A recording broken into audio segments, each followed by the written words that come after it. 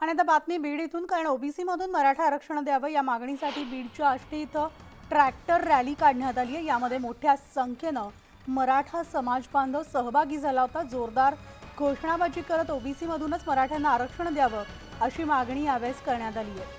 तर याबाबतचं निवेदन तहसीलदारांना देण्यात आलं असून आजच्या शहराच्या प्रमुख रस्त्यावरून काढण्यात आलेल्या या रॅलीनं सगळ्यांचंच आता लक्ष वेधलंय।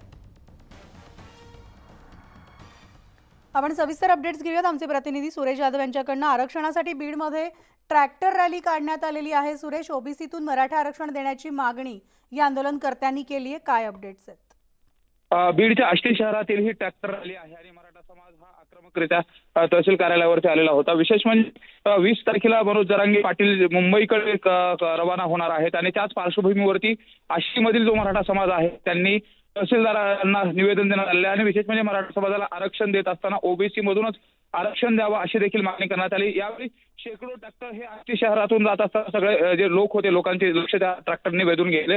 यामुळे पुन्हा एकदा मराठा आरक्षणाच्या संदर्भामध्ये जो आक्रमक झालेला मराठा समाज आहे तो मनोज जरांगे पाटील यांच्या माध्यमातून तर मुंबईकडे जाणार असल्याची देखील घोषणा त्या ट्रॅक्टर रॅलीच्या माध्यमातून करण्यात आली होती। त्यामुळे एकंदरीतच मराठा आरक्षणाच्या मागणीसाठी बीडच नव्हे तर मराठवाड्यातील जे काही आंदोलक आहेत ते मुंबईकडे जाण्याच्या तयारीसाठी आहेत आणि त्याचाच भाग म्हणून आज आष्टी तालुक्यातील जे मराठा बांधव आहेत त्यांनी हा तहसीलवरती काढलेला मोर्चा आहे। धन्यवाद सुरेश या सविस्तर माहितीसाठी।